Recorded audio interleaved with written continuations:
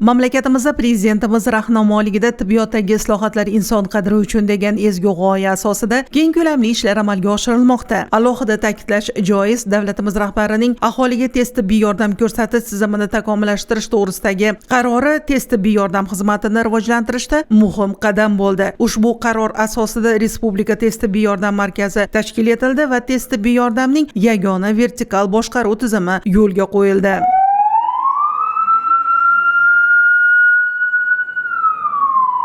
Tushunganingizdek, biz tez tibbiy yordam stansiyasidamiz.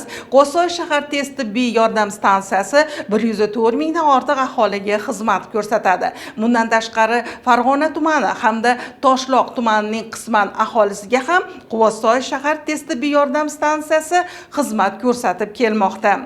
E'tiborli jihati, ushbu stansiya to'liq raqamli tibbiyotga o'tkazilgan. Bundan tashqari, aholiga qulayliklar yaratish maqsadida ushbu stansiya zamonaviy me'morchilik asosida qayta ta'mirlanib, foydalanishga topshirildi.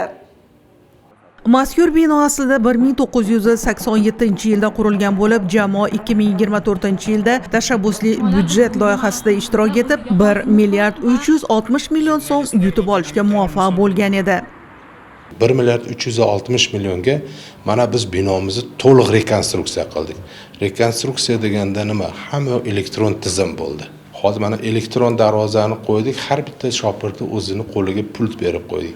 Shopir o'zi keladi, pultni bosadi, darvoza ochiladi, kirgandan keyin pultni bekitadi. Bu natijasi ham chaqiruvga yetib borishni tezlatadi. Bemorni uzog'ini yaqin qilish. Mana tez yordam boryapti. Vizovdan chiqqandan keyin qaytib kelmayapti. Bir chiqib, bitta yo'lakda turibdi. O'sha yerda turadi. Yana vizit tushsa, yana shu 501 kilometr atrofida unga vizit tushadi. Hozir har bitta xodimim planshet bo'yicha elektron tizimda ishlayapti. Yangi binoning ochilishi shodiyonaga aylandi. Tantanali marosimda viloyat hokimligi, Respublika tez tibbiy yordam markazi, viloyat sog'liqni saqlash boshqarmasi vakillari, shahar va tumanlar stansiyalari xodimlari ishtirok etdilar. So'zga chiqqanlar mamlakatimizda tibbiyot sohasida amalga oshirilayotgan izchil islohotlar natijasida aholiga ko'rsatilayotgan tibbiy xizmat saviyasi ortib borayotganligi va soha xodimlari oldida inson salomatligini asrashdek muqaddas vazifa turganligini ta'kidlab o'tdilar. Avvallari chaqiruvni qabul qilishni o'ziga 10-15 daqiqa ketgan bo'lsa, hozirgi vaqtda 1-2 daqiqani o'zida chaqiruv brigadasini qo'liga yetib bormoqda. Bundan tashqari brigadalarimizni GPS navigator orqali kuzatib borilishi, hamma tizimimizni, ya'ni dori-darmon tizimini, avtoxo'jalik tizimini raqamlashtirilgan elektron tizimda kuzatib borilishi, nazorat qilinishi, bu tez yordam tizimini sifatini, samaradorligini yanada oshirishga sabab bo'lmoqda. Koreyaning Kofi tashkiloti bilan hamkorlikda har bitta viloyat filiallarida o'quv simulyatsiyon markazlarini joriy qilyapmiz. O'quv simulyatsiyon markazlarida tibbiyot xodimlarini, ya'ni shifokorlarni, hamshiralarni, balki haydovchilarni ham birlamchi tibbiy yordam ko'rsatishga qisqa muddatli o'quv mashg'ulotlarini o'tkazish orqali biz yanada professionallashgan zamonaviy tez tibbiy yordam tizimini aholiga taqdim qilmoqchimiz.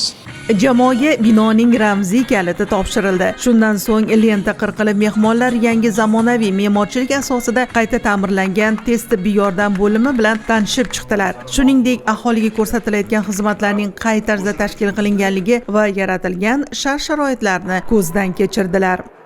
Biz qancha tez tibbiyni rivojlantirsak, xalq bizdan shuncha rozi bo'ladi. Muhtaram prezidentimiz aytdiki, xalqni rozi qilish uchun xalqqa yaxshi xizmat qilish kerak. O'shaning uchun biz imkon darajasida xalqi o'zimizni qarindoshimiz deb bilishimiz, o'zimizni yaqinimiz deb bilishimiz kerak. Men har bitta xodimim bilan faxrlanaman. Shunaqa halol ishlab 24/7 ishlaymiz.